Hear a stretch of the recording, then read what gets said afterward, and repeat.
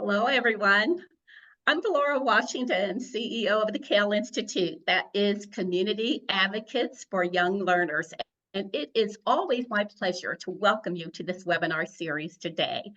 Every first Thursday of the month at 4 p.m. Eastern Time, we offer these webinars to offer you important conversations about children, about families, about the people who work in our profession.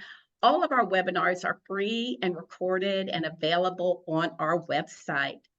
And I want you to know something that really is important to us. It's our anniversary. For 20 years, we've been working to catalyze change, and we are definitely committed to inspiring the next generation of early childhood education leaders. And with that in mind, we say a big thank you to the Schott Foundation for Public Education. The Schott Foundation was our original sponsor, and it's also the sponsor of this 2024 CAYL Catalyst webinar series. So thank you very much to the Schott Foundation. And if you are enjoying these CAYL webinars, I saw somebody just put in the chat, they never try to miss any one of them. Please give a tax-deductible donation of any amount by texting the word CAYL to 53-555. At the CAYL Institute, we're really grounded in our principles. And we really believe in a nation where the right to high quality early childhood education should be embedded in public policy, professional practice, and family engagement. And what we're trying to do this year is really shine a light on how we must have a giant leap for our children and for the people who work with young children. This is an urgent need that we have in our nation. This year, we're trying to shine that light by really reflecting on something that is really important in the African American tradition, and that is this idea of Sankofa. This is a bird that is looking backward, but moving forward. And so what we're wanting to do this year with this CAYL Catalyst series, where we're talking about pioneers in our field and the courage that they've had to help us move forward, we're looking backward at what great minds and great leaders in our field have done. And we're passing the baton on to that next generation of leaders. As we do that, we're always interested in input from you. And that's why we've teamed up with Exchange Magazine to send you questions each month so we can hear about how you're taking action for children and for our workforce. As we're really taking this look back at Sankofa and the Sankofa opportunity that we have, we're encouraging you to write in the chat, put your ideas out there. What are the major issues of inequity facing family child care today? And what strategies do you think are needed to address them? We love to hear from you. This is all part of our effort to look back and move forward, because one thing we know for sure is that it takes a lot of courage to stand up for children and families and for our workforce. Yes, there is a huge gap between the vision we have for our children, the vision we have for our profession, and the resources that are there. And that's why we've been bringing to you portraits of courage, courageous leaders who have stood up, who have helped to make a pathway for our field. And so we've already shared with you a focus on equity with Sherry Killens Stewart. We talked about families with Adrian Pedrosa. Today, we have the privilege to talk about the fight for family child care with Jessica Sager. And next month, tune in, we're going to talk about the fight for developmentally appropriate practice with Dr. Barbara Cooper. And we're going to turn back to systems change with Maurice Sykes after that. So keep coming back. Let's look at these portraits of courage. Let's look back and let's move forward. I am so excited always to hear what these leaders have to say, as well as the next generation leaders that we always include in our webinars. So we've been thinking about strategies for moving forward in this field for a long time. We hope that the resources that we offer will be helpful to you. And so after this webinar, you're going to get an email of resources that will help you dig deeper into this issue, these issues that we're talking about today. And so for your convenience, this webinar today is recorded. Closed captioning is available. And at the end of the webinar, we're going to put a link in the chat. If you want to interact with our speakers today, please click that link and you'll have a chance to ask them questions or to share your own perspectives. And we hope you'll keep writing in the chat as we go along. So let's turn to our agenda today. We are going to have the opportunity to hear about the courage it takes to focus on family child care. And it does take courage. Family child care has always been an important part of our field, but it hasn't always gotten the recognition that it deserves. That recognition within our profession, as well as external to our profession. So we want to dive right in and think about family child care and how it has moved along over time, what the issues are today, and how we can continue to move it forward through this evolving issue. Thank you so much for joining us today. We're thrilled to hear from you. We're thrilled to have you. Today, we're going to be talking about stereotypes about family child care. We're going to hear the personal journeys of people who are fighting for family child care. We're going to talk about how the message for family child care might be reframed. We're going to think together about issues such as the courage, the leadership, how we can change the narrative for family child care, how we can help family child care educators have more economic and social mobility, and the impact of family child care. How can we change this narrative? And the perfect person to help us look back, one of the pioneers in the family child care field, Jessica Sager. I am so delighted to hear from her today. She is co-founder of All Our Kin. She's been around for a long time, and she can tell us how this field has been evolving. And then we are thrilled to hear some of our new leaders come forward. We have Jerletha McDonald, who is a family child care consultant. And we also have Spida Martinez Alvarado, who works for the Education Trust. These are important new voices that we can hear as we move forward in family child care. I'm excited to get started, so I'd love to welcome Jessica to join me.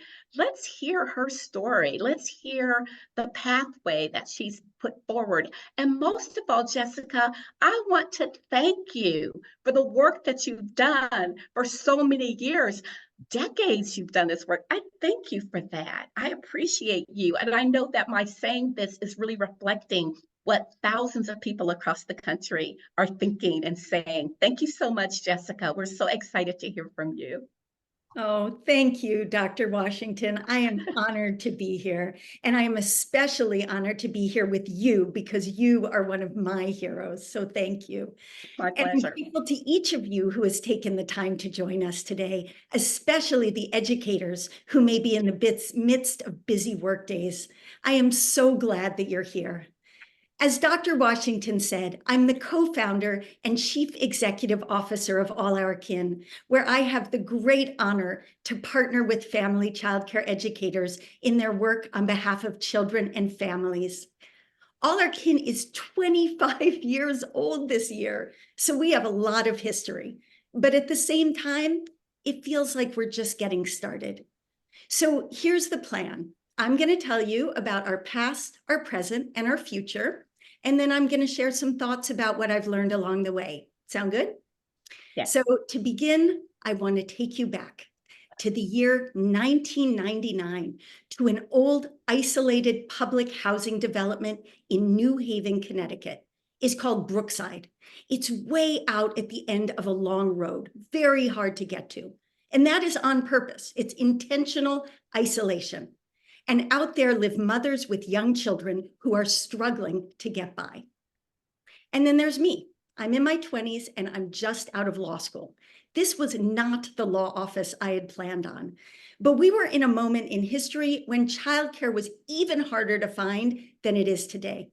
And mothers were demanding change. And I came to law school to be an advocate for children.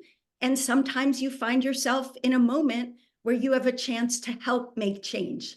So I'm here with my friend Jana Wagner and the Mothers of Brookside to build something new. We're calling it All Our Kin.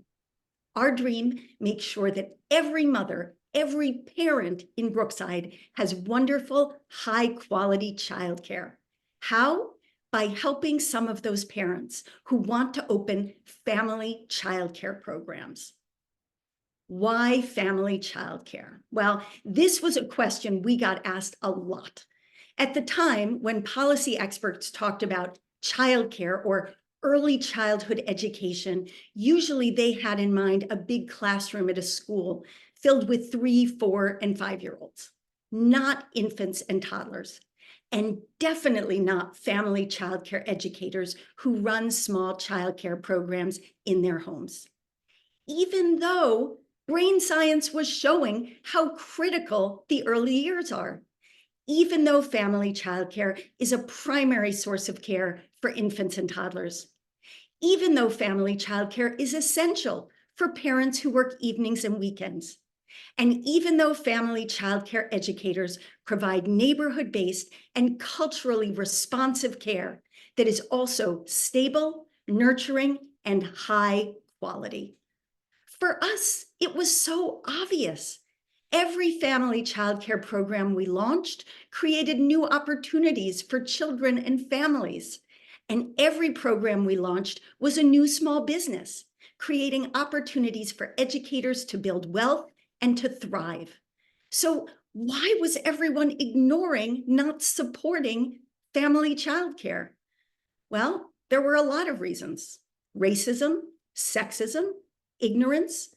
But we believed in family childcare, and we believed that our vision could succeed.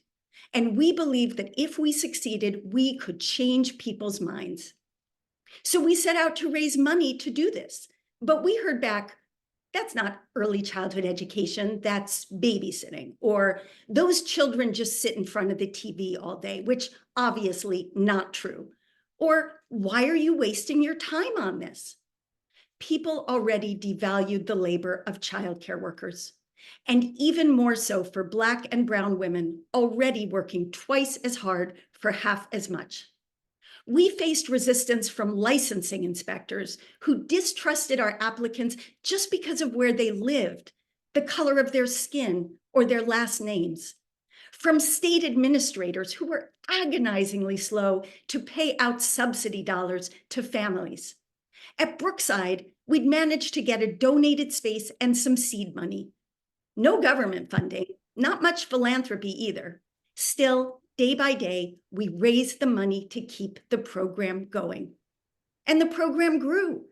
First, the parents who launched All Our Kin with us opened family childcare programs. And then we created spaces for these parents, now educators and entrepreneurs, to come together. We offered training programs based on the best, most current child development knowledge and trainings on how to run a family childcare business. Our trainings were rooted in respect for educators, their knowledge, skills, and commitment. We offered trainings that were responsive to educators' needs, trainings that were engaging, active, fun, and met the highest possible standards of quality. And all our trainings were created with and for the parents who started the program. And then our phones started to ring. Family childcare educators across New Haven had heard about what we were doing, and they wanted to come too. So our classes got bigger and our community grew. But we could barely make ends meet. Our strategy: get possible funders to care by getting them to come out in person, meet family childcare educators, and see their programs in action. When they did, they saw what family childcare really looks like. They saw homes that were spaces for curiosity, learning, and joy. The raised beds of tomatoes to teach kids about nature. The cozy book corners where children could sit and read. They saw educators sitting on the floor with children making stone soup or learning about math by filling their shoes with pebbles. They heard from the educator who taught a young mom about how to do tummy time with her baby, the educator who helped a nonverbal child with autism learn to speak, the educator who always made an extra plate of food for the mom who worked the late shift. all the educators who make children's and parents' lives better every day with care, skill, and love. So these funders saw the children in family childcare thriving, and they realized that once they had good childcare, their parents could thrive too. We were changing more minds and raising more money, but it was really slow, and it was never really enough. For the first 10 years All Our Kin was in business, it was a rare month where I was not terrified about making payroll. And there were a couple of months where I missed it. And then 10 years in, a funder asked us, how much do you think these family childcare educators pay in taxes?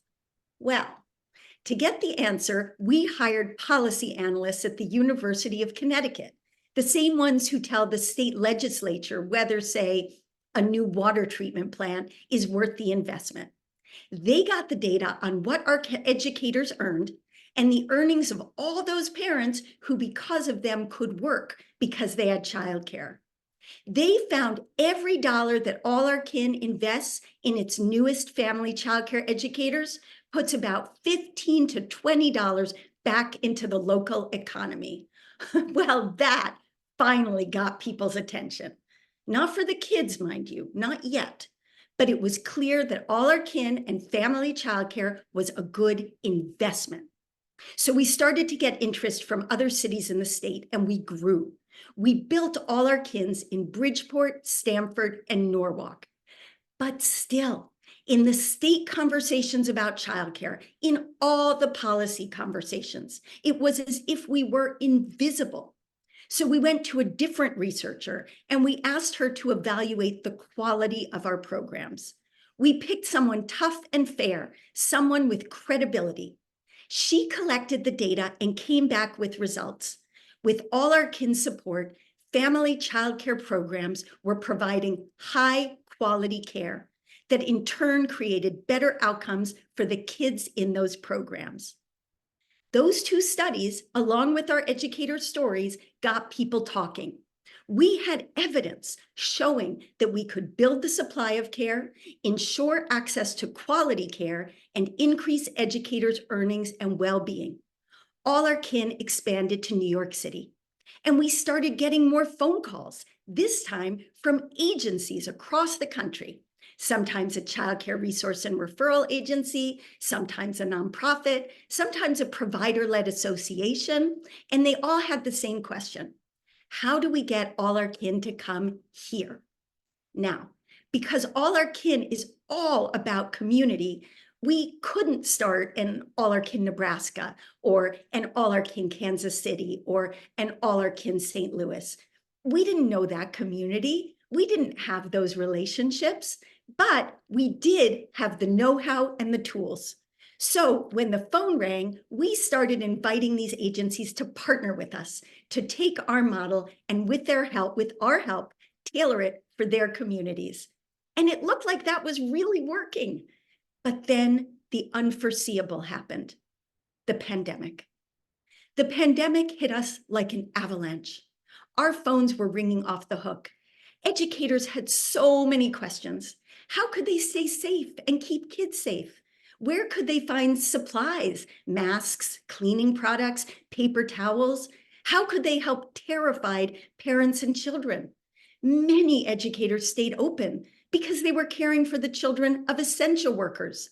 Others shut down, but they stayed in touch with children and families anyway. They dropped off books and food. They read stories on Facebook Live.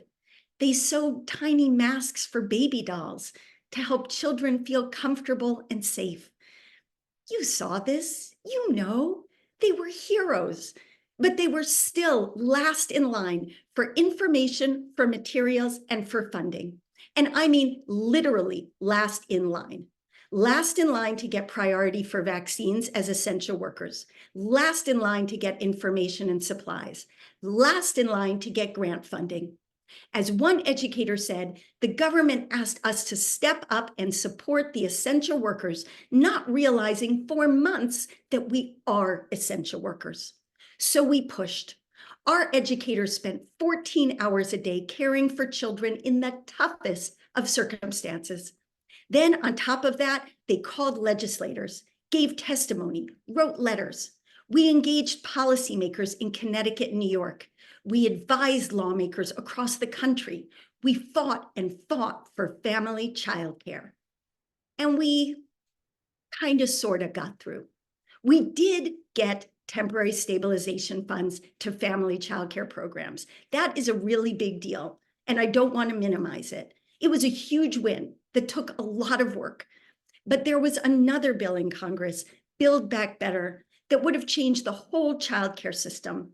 $400 billion of funding, and it specifically included family childcare. Family childcare showed up on almost every line, and without all our kin, that never would have happened. But that bill died, and we still don't have significant new federal dollars for childcare. So that brings us to the present. And here we are, still fighting every day to ensure that children, families, and educators have the funding that they need. We're also struggling to push back against bias, ignorance, and discrimination that shows up in all kinds of ways. For example, family childcare educators routinely face discrimination from landlords, and zoning restrictions make it possible for their neighbors to shut their programs down. We spent 4 years working to pass an anti-discrimination housing bill in Connecticut. It was only this year, after hours of educator testimony and advocacy behind the scenes, that we were able to get our zoning bill passed. And we are still working on the landlords. But do not be discouraged. Today, right now, there is a nationwide conversation about childcare that is like nothing I've seen in 25 years. Today, we have policymakers and funders who care. And we have educators and parents with power to make their voices heard. Today, we at All Our Kin work with hundreds of educators and thousands of children in Connecticut and New York. We partner with over 150 agencies in 27 states who are building on our model. And we continue to speak up, putting family childcare front and center in every conversation about early childhood education, where it belongs. So now let's talk about the future, because today is not enough. What matters is what's next. Every issue that will affect children and families affects family childcare educators too. Do you care about workforce development? Family childcare makes it possible for parents, especially women, to go to work. Do you care about small business development? Family childcare educators are entrepreneurs running neighborhood-based businesses and often employing staff. Do you care about children's health? Family childcare educators promote healthy behaviors and can spot health issues as they arise. Do you care about racial and gender equity? Family childcare educators are disproportionately Black and brown women whose labor has historically been and continues to be exploited and devalued. They deserve fair wages and equal respect. And Black and brown children and families deserve equitable access to quality care. And here's another thing. We live in a world that is changing really fast, from the climate crisis to artificial intelligence. Educators are building resilience, creativity, and empathy in children who will live in a future we can only imagine. In every possible way, family childcare educators are preparing the children of today for the world of tomorrow. Before I wrap up, I have just a few reflections to share. First, I want to say a bit about the title of this series, Portraits in Courage. That's a title that speaks to me because I have never seen anyone as courageous as All Our Kin's family childcare educators. I have seen educators risk their own health and well-being to make sure children are safe and well cared for. I have seen educators fight for funding and support for themselves, for their colleagues, and for children and families. I am truly in awe of their courage. But I think we need to be demanding courage from other people too. I want to see our lawmakers being courageous. I want to see corporate leaders being courageous. I want every member of our society to be courageous, demanding that we value the well-being of both children and their caregivers and teachers. Second, progress is not a straight line. I made it sound simple, but trust me, there were a lot of days where we almost gave up. We had policy losses and personal losses. There were tragedies for educators and families that none of us will ever recover from. There were humiliating defeats, and I am quite sure there will be more. Sometimes courage is just another word for perseverance. I also want to say, for me, courage and community are deeply intertwined. All Our Kin does a lot of things, but the most important thing we do by far is create spaces for connection. When we come together, educators, staff, advocates, our power is magnified 1,000-fold, and we accomplish things we never could have imagined, like building an institution that has lasted 25 years and reaches hundreds of educators and thousands of children, like changing the conversation about family childcare so that now family childcare actually has a seat at the early childhood education table, like creating this moment where we stand on the threshold of enormous possibility. Together, perhaps we can create a world where educators are recognized as teachers and business people, where their work is both respected and fairly paid, where families don't have to struggle to find care or pay for it because it's affordable, accessible, and based in their community, and where children are safe, loved, and learning wherever they are. So, if you were not part of the All Our Kin community before, I hope that you are now. We welcome you as partners, friends, and fellow advocates. Thank you. And now I'd like to introduce my colleagues. I am very excited that we have two incredible leaders here.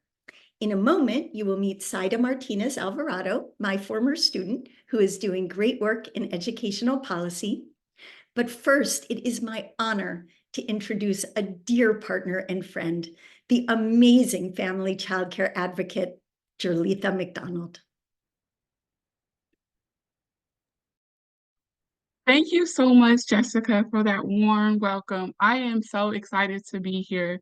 And I just want to start off. I was one of those organizations ringing Jessica's phone line. I tracked her down, right? I tracked her down and say, hey, how could you help me? Could you please help me? How can All Our Kin come to Texas? And I want to say from that conversation, that very first conversation that we had, she has remained in contact with me, and she is a forever friend to our association, and her organization has helped our organization tremendously. I'm going to tell you a little bit about it. So thank you so much, Jessica. All you have done for family childcare, you and Jennifer and the whole All Our Kin family. We are totally grateful for you guys. And so, hey y'all, my name is Jolitha McDonald, and I am the founder and CEO of ADFW Family Childcare Network, formerly ADFW Family Childcare Association. ADFW was founded in 2014, and we are celebrating 10 years this year. Our network brings together a diverse community of professionals, licensed and registered family home childcares. Some student owners are a part of our network too because we have so much fun. We are in the process of rebuilding our network to continue to provide monthly workshops, our annual Family Childcare Business Summit, where we focus on all things business exclusively for family childcare educators. And our gala. This year we'll be hosting our 3rd annual gala, and where we celebrate National Child Care Appreciation Day, and the family child care educators in our whole family child care community in the state of Texas. Other people from other areas, other states, come, and you are welcome to come. We have an amazing time, right? And so Our goals are continued education and leadership development. We are firm believers in education. While we know that every associate's degree or bachelor's degree isn't for everyone, but we are highly focused on all family child care educators in our network obtaining their CDAs. And we even hosted our CDA graduation at our conferences, where Dr. Valora was our gracious guest and attended our graduation. So education is on the forefront of ADFW Family Child Care Network. Leadership development as well. We are firm believers that family child care educators should stand as leaders in all aspects when it comes to talking about family child care in any form. We are the subject matter experts. So next time you're looking for a family child care educator in your state, make sure you reach out to your local associations, because the leaders are there and they are ready and equipped to talk about all things family child care. Peer support. We are huge with making sure that family child care educators have a community of practice, not only with just family child care educators, but with decision makers and the agencies that work with us. And so our mission is to elevate and empower family child care educators to realize their full potential as business owners and entrepreneurs, running high quality, sustainable family child care organizations. For far too long, family child care has been overlooked, not recognized as a profession. And I'm here to say, and my colleagues will agree, that we are far more than that, right? We are far more, we are the profession, okay? And so family child care executives are powerful and impactful contributors to the U.S. economy. We have made a significant impact on the U.S. economy, and we will continue to do so. We are here to take ownership and change the narrative.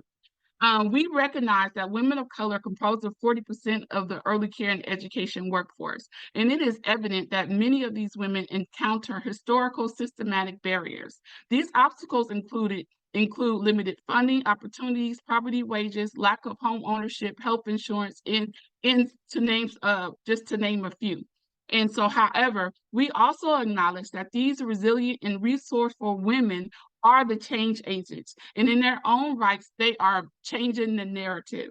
We are buying our homes that we run our family child care centers are at.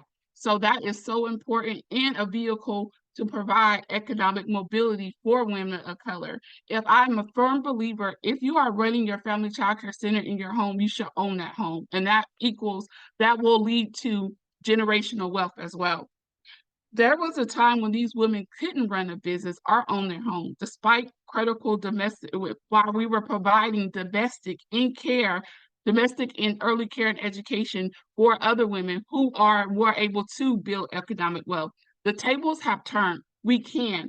And how can we do that? We need organizations. Plenty of time organizations have asked me, what can we do to help family child care educators? Well, host classes to where they can build their credit, host classes to where they can become homeowners. So invest in family child care led organizations and associations. And when I mean invest, help them run their budgets, help them know how to run a family child care center. Not just a family child care center, but a family child care network or organization. That's how organizations can help us. And so I would like to say just thank you so much to the CAYL Institute for having me on here today. And I would like to pass it to my colleague, Sede, of the Education Trust. Thank you so much, Jerletha. I feel so lucky to be here today, having the chance to speak with all of you. I hope you're all feeling as inspired as I am after hearing Jerletha and Jessica. I want to take a second to thank Dr. Washington, the CAYL Institute, and everyone working behind the scenes to make this webinar possible. My name is Saida Martinez Alvarado, and I currently work as a higher education policy analyst with the Education Trust. EdTrust is a national education nonprofit which advocates on behalf of students of color and students of low-income backgrounds. While I know higher education is not family child care, I hope that by the end of this, it's clear why I'm speaking with you today and how it's all connected. To share my journey, I'll take you back to just a few years ago when I started college at Yale. When I started my first semester, I accidentally stumbled upon a class that would radically change the course of my time at Yale, Introduction to Education Studies. I was completely blown away. I had not realized that education was something you could study in a way that wasn't learning how to become a teacher. This class provided something transformational. It gave me a new lens through which I could look back and understand my own life. So, let me tell you a bit about my home life. I'm the proud daughter of two Central American immigrants, and I grew up in a low-income household. My parents didn't have the privilege of attending college, and yet they always told me that college was my future as long as I worked hard. They were right, of course, but there was more to it than that. Luck played a significant role in my journey.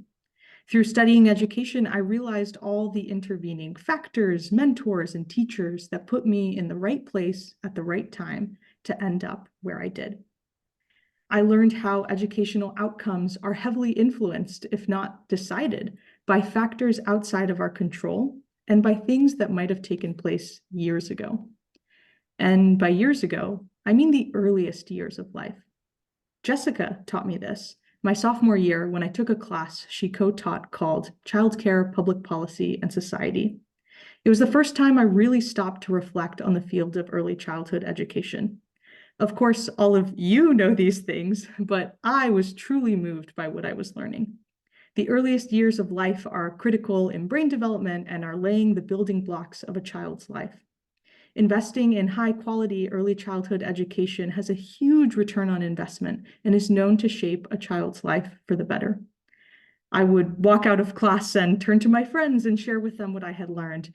High-quality early childhood education is what we need to be investing in. Why weren't more people talking about it? This was a topic in our class too. Early childhood education is not just about the children being served, but the workforce that makes it all possible. Women of color make up a significant chunk of the workforce of early childhood education, and their work is consistently undervalued, both in terms of compensation and perception in society. This remains true even though we know the importance and numerous benefits of early childhood education and how the care they provide keeps the broader economy going. I want to share some of my takeaways from when I interned with All Our Kin a few summers ago. All Our Kin is an organization that has always inspired me because of how smart of a model it is.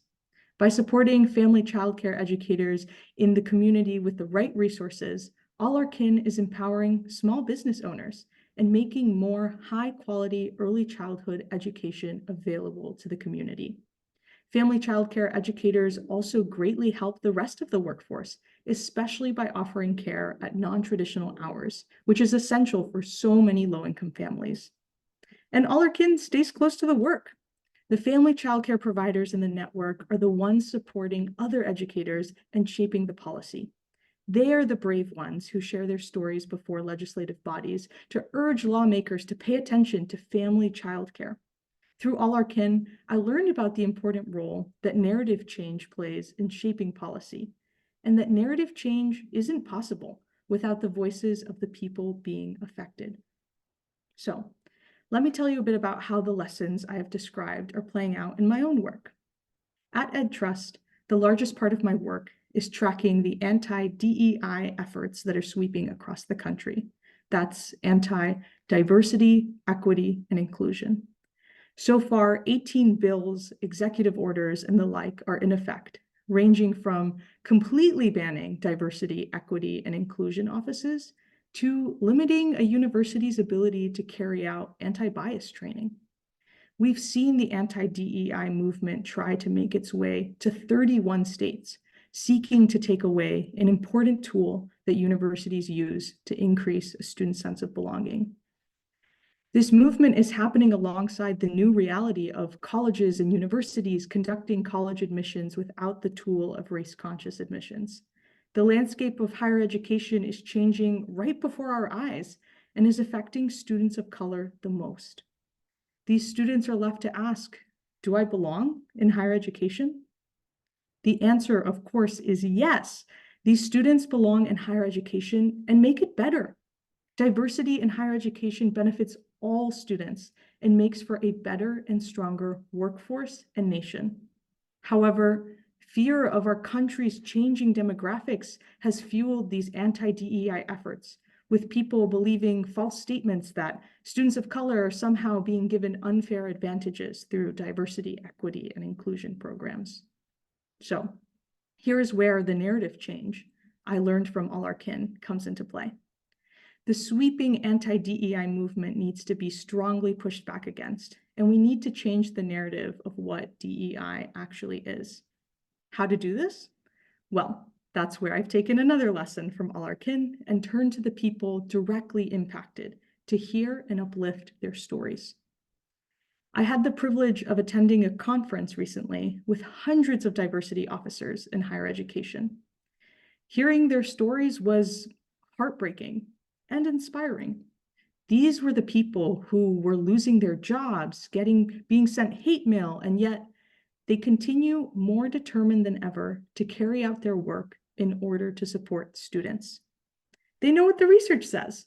Sense of belonging is critical in college success and promotes higher persistence, retention, and graduation rates. Their stories and the stories of students who rely on the support of DEI programming are the stories we uplift and raise to legislators as more and more cuts to DEI are proposed. That's the thing about education policy and advocating alongside those who have been historically underserved and faced barrier after barrier. It can feel like one step forward can equal 2 steps back. But through Jessica's mentorship, I have learned to never give up in the fight of striving for educational equity. DEI in higher education matters. Family childcare in early childhood education matters. I hope we can all continue to give voice to what we know works. There is power in truth telling that is only made stronger when we work together. Thank you. And now I believe we'll be turning it over to the group discussion. So I'll be joined back by Dr. Washington, Jessica, and Julitha. Thank you so much. Oh, wow. There is power in truth telling. Power in truth telling. Jessica, I really want to thank you so much for leading with your story. And, since I was part of those years back then when, we were trying to help people even know what family child care was and what it meant, I really resonated so much. Your story is so powerful. So we know that family child care has been last in line. In many ways, it's still last in line. We know that progress is not a straight line. We know that others may not share our sense of urgency and our courage. But it's really important to know, as Saida is telling us, the world is changing. And as Jessica said, there are enormous possibilities right now.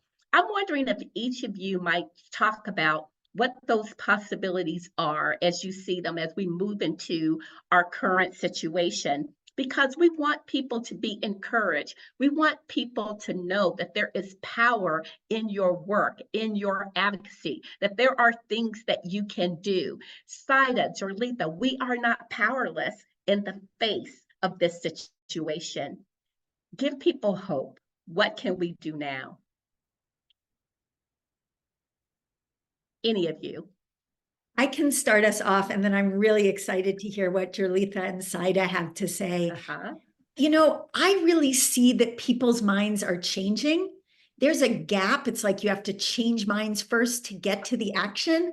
But if you ask almost anyone in this country, do you think that early childhood educators should make the same amount as kindergarten teachers? They'll say, yes, that's only fair. If you ask most people in this country, should parents be able to afford to pay for childcare? They'll say, yes, that's only right. Even a few years ago, we didn't have people thinking about childcare in this way. So now that we've opened their minds, now we have to find the levers to actually get our politicians to take action. But I think there is a different perception of what is happening in the world. I think the way Julitha spoke about family childcare is a business. That is a message that is resonating across the country. The way Saida spoke about lifting up narratives of those most affected, we are seeing that work in family childcare in every level of education. And we have amazing leaders like Julitha and Saida in the work. Mhm. So those are things that give me hope. I would say family childcare educators using their voice. I like to say your voice is your currency. You have to use your voice and also participate.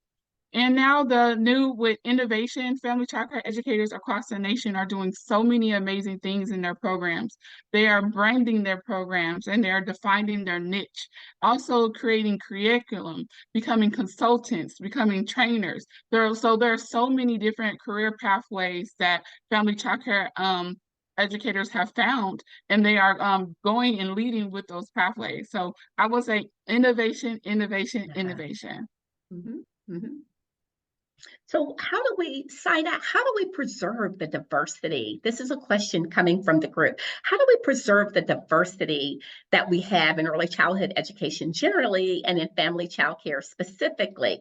Because as you know, there are many things in the environment that people feel are a threat to the diversity of this work. Yeah, absolutely. I think a lot of it has to do with reminding people of why diversity matters, why it's important, not just to have racial and ethnic diversity, but socioeconomic diversity and just a large diversity of perspectives, because we learn so much more from people when we're challenged and surrounded by Mhm. people who are different from us, right? And so when we're thinking about family childcare educators, and when they're the ones working with and really nurturing the youngest children that we have in the country, it's so important that these children are being surrounded by diverse peers and diverse educators, as it'll make a huge difference in their trajectory. Absolutely. I think what a lot of people are asking about and want to hear more about is the entrepreneurial aspect, the small business aspect of family childcare. That they are small business owners, but there still doesn't seem to be the equity for them in so many ways as small business owners. Can you talk about that and some next steps and possibilities of strengthening the business side of it?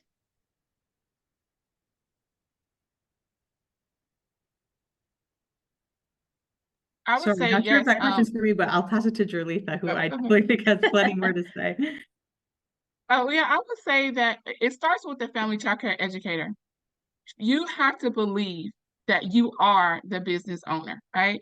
You have to believe that everything that you're doing is for the benefit of not just your children that you care for, but your families. And you have to have that belief in your heart, because many times I can tell you, I cannot even count how many conferences I have been to, and they said you did not get into this field to make money, right? I do understand it, but why are you saying that to me? Because I have a whole family to take care of.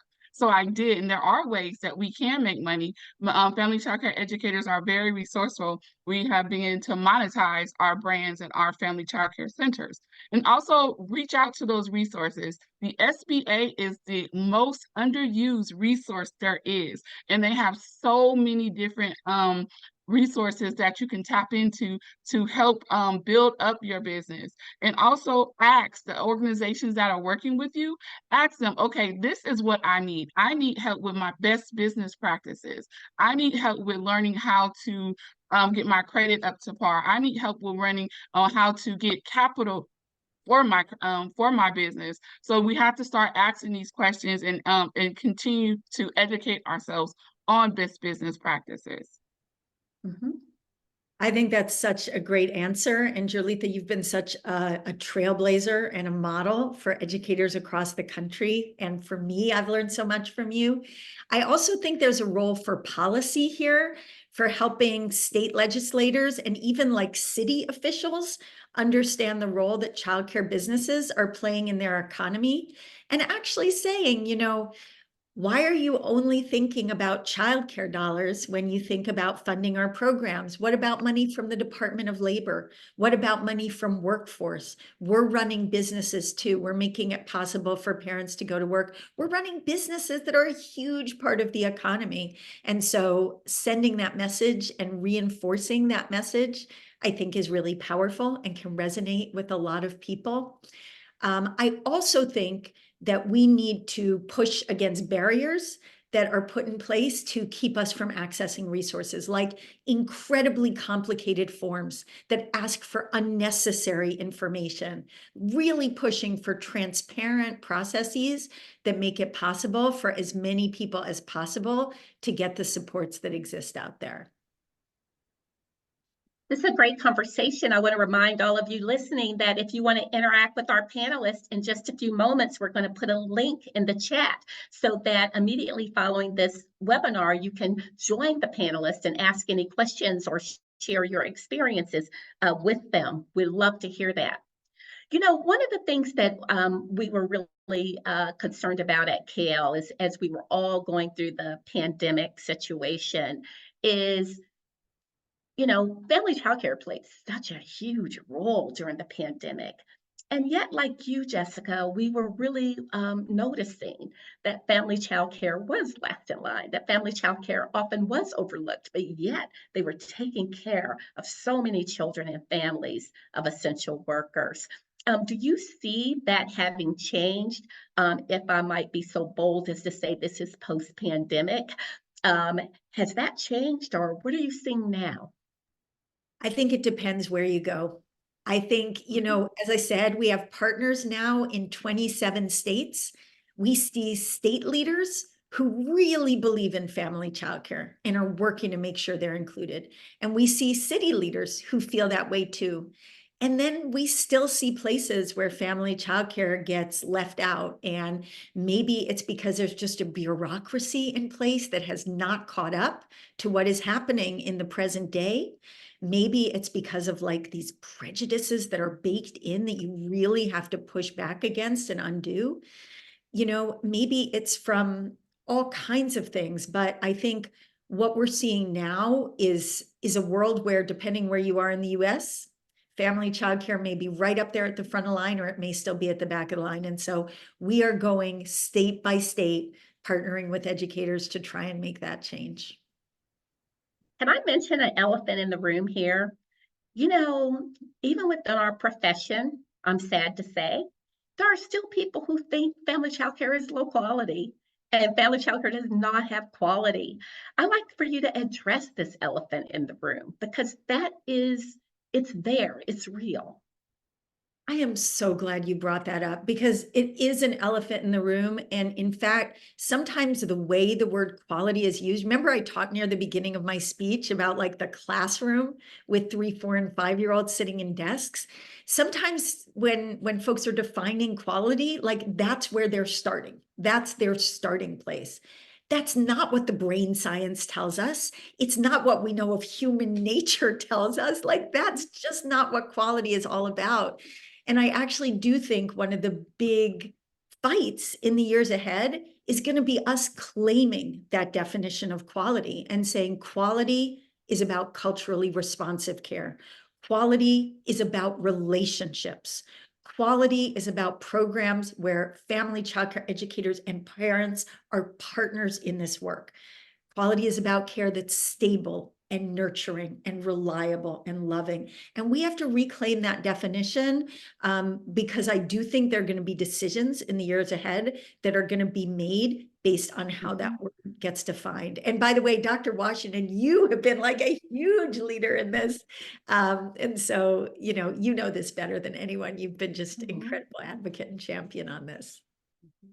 Well, I certainly chose family childcare for my own children as well for this reason.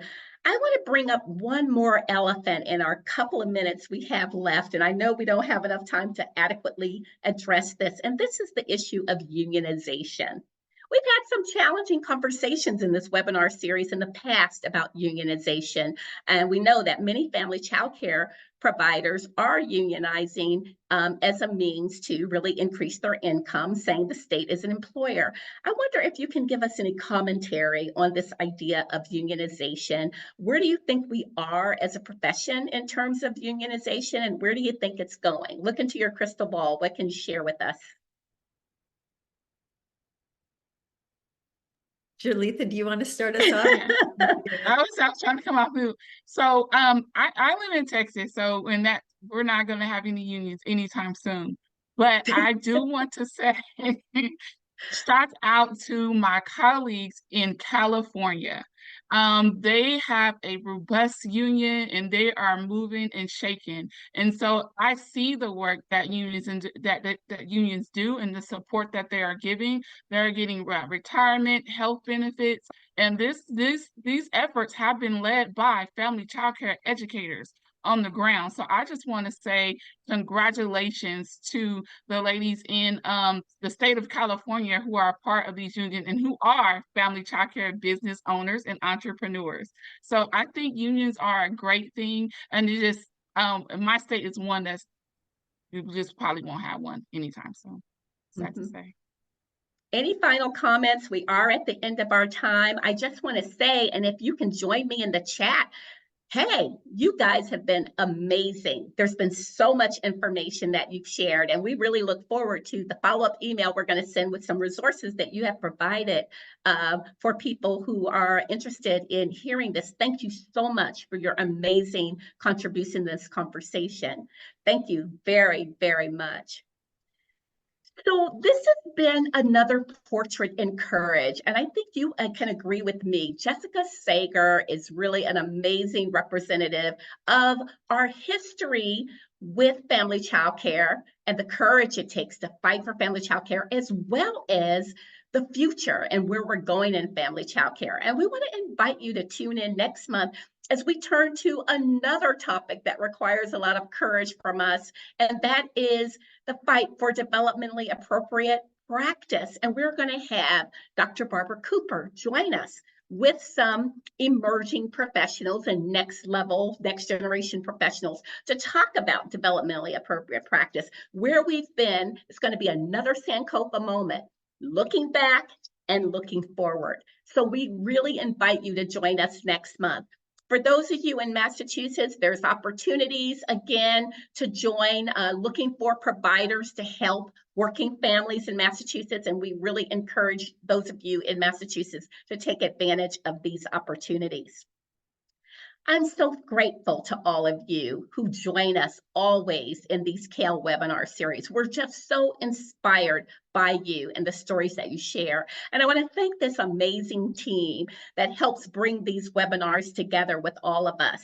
Why don't you join us by clicking the link that's in the chat right now and join us as we can have a live conversation with our speakers today to talk about the fight for family childcare and anything else that you'd like to talk about. Join us. Thank you so much, and we look forward to seeing you the first Thursday of next month. Thank you so much. Good night.